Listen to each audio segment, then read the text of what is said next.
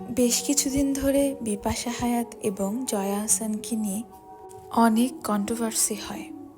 অনেকেই বলে জয়া আহসান অনেক ইয়াং, কিন্তু বিপাশা হায়াত অনেক বেশি বয়স্ক হয়ে গেছে, অথচ তাদের বয়স সিমিলার। এই প্রসঙ্গে বিপাশা হায়াত আপু চমৎকার কিছু কথা বলেছেন।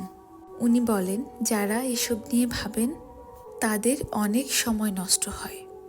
ওই সময়টাতে আপনারা চাইলে একটা বই পড়তে পারতেন, কিংবা সিনেমা দেখতে পারেন, চাইলে কবিতা লিখতে পারেন। এই পৃথিবীকে আপনার অনেক কিছু দেওয়ার আছে। এসব নিয়ে চিন্তা না করে নিজের স্কিল ডেভেলপ করতে পারেন। তাহলে আমার কাজ আমি করলাম, আপনার কাজ আপনি করলেন। কারো কাজে কেউই বাধা হলো না। বিপাশা হায়াত আপুর কথাটা আমার অনেক বেশি ভালো লেগেছে, তাই ছোট্ট একটি ভয়েস ভিডিও মেক করলাম। ভালো লাগলে অবশ্যই আমার পেজটি ফলো করবে, লাইক কমেন্ট শেয়ার করবে। ভালো থাকো সবাই। আল্লাহ হাফিজ।